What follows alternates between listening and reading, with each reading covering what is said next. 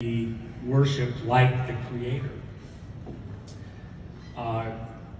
He felt justified to be raised up that way.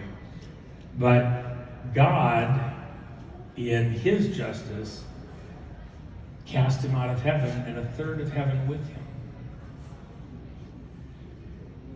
With that same angst and hate towards God in heaven,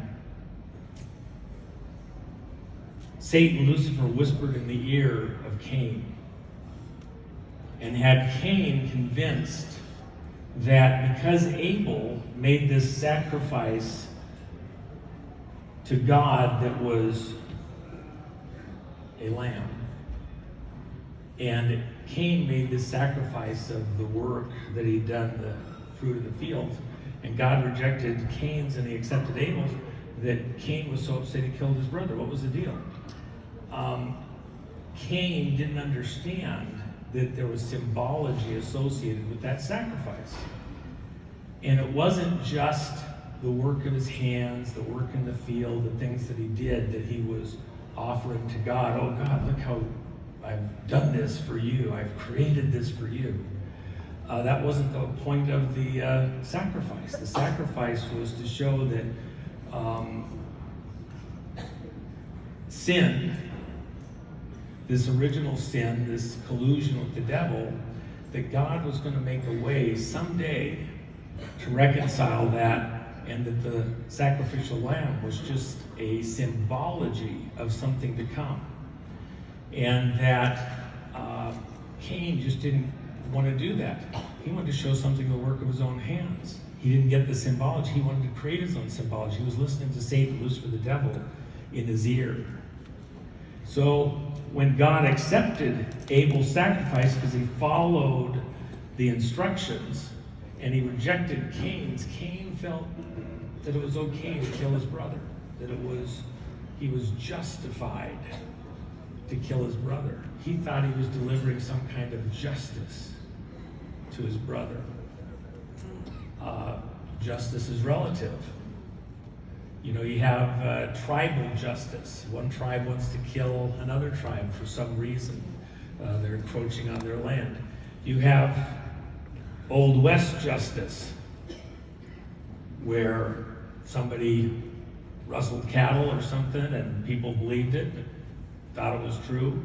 If it was or wasn't, who knows? And you could hang somebody. But the justice out in the prairie, if somebody was a horse rustler, stole somebody's horse, you might kill them. Didn't have their horse to get around, that could be result in death. If it's said in the scriptures that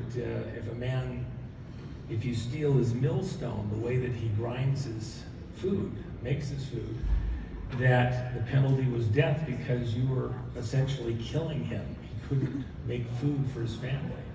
And it was a slow death, and so the penalty was death. Same thing with the horse rustler. In the city, though, maybe you'll wrestle a horse, but it didn't kill anybody. It just was a big inconvenience. So city justice sometimes was different than prairie justice. Justice throughout time has been kind of relative. Here in our era, today, we seem to be losing a sense of justice in America. The question is, who's going to be just? Who's going to be valiant for justice' sake? That's a scripture. What's at stake? Right now, the country is at stake. Somebody felt justified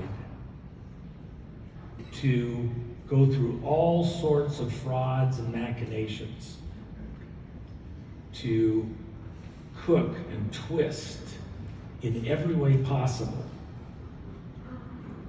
the vote of the American people, because the American people might not make the right decision for the world, for the globalists, for the people that want to run the world.